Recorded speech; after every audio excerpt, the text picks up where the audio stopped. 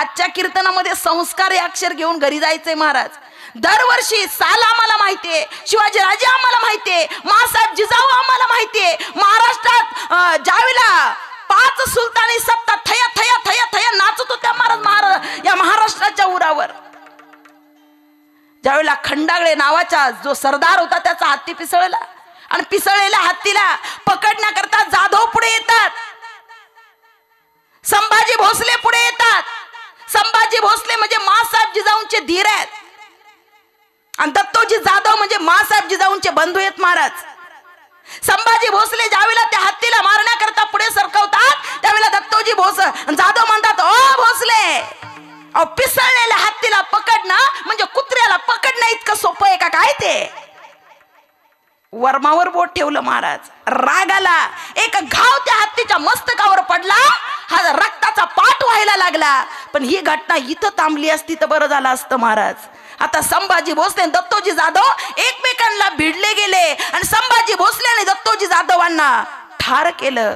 अरे वाऱ्यासारखी बातमी लखोजी जाधव म्हणजे मासाहेब जिजाऊंचे वडील यांच्यापर्यंत ती बातमी पोहोचली. सूड घेण्याची भावना अंतःकरणामध्ये तयार झाली आणि वाऱ्याच्या वेगानं समोर आले महाराज.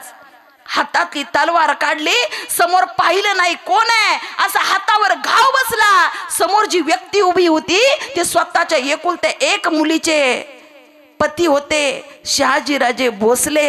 अरे एकुलत्या एक मुलीचं कुंकू समोर होतं, पण तरी सुद्धा महिला मंडळ सूड हा इतका भयानक असतो, नाती रक्त काही त्या ठिकाणी मानायला तयार नाही. तेवढ्या शहाजीराजे भोसले बेशुद्ध होतात म्हणून वाचतात महाराज. लखोजी जाधव आपला मोर्चा आता संभाजी भोसल्यांकडे वळवतात, दोघे एकमेकांना भिडतात आणि दत्तोजी जाधवांकडून लखोजी जाधवांकडून जसे दत्तोजी संभाजी भोसल्यांकडून गतप्राण झाले तसे लखोजी जाधवांकडून संभाजी भोसले गतप्राण झाले. अरे भोसले रडत होते संभाजीन करता आणि जाधव रडत होते दत्तोजीन करता. मासाहेब जिजाऊंनी कोणा करता रडायचं होतं? भावा करता रडायचं होतं का धीरा करता रडायचं होतं? मासाहेब जिजाऊ भावा करताही रडत नव्हत्या आणि मासाहेब जिजाऊ धीरा करताही रडत नव्हत्या. मासाहेब जिजाऊ रडत होत्या नादान महाराष्ट्र करता. अरे हातामध्ये त्या ठिकाणी परडी घेतलेली आहे, त्या भगवतीच्या समोर जातात, पदर पसरतात आणि 2 हात जोडून तिला सांगतात, हे बाय दार उघड बाय, आता दार उघड बाय.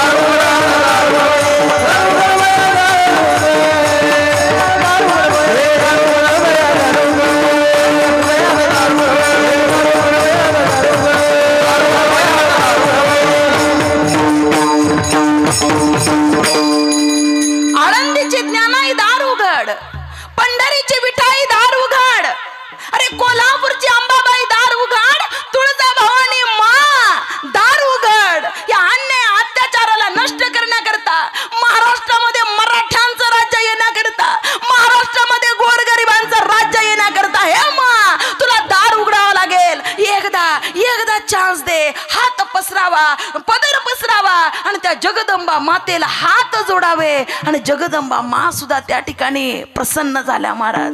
मासाहेब जिजाऊंना दिवस जातात, एक